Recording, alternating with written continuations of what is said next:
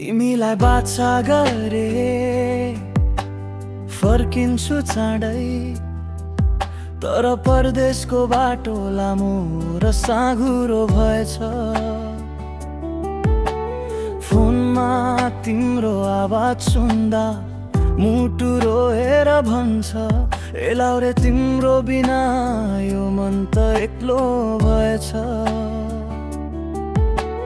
रातको शहर उज्यालो तर मनमा अँध्यारो, तिम्रो सम्झनाले पोल्छु हरेक रात, त्यो भारी छ हो।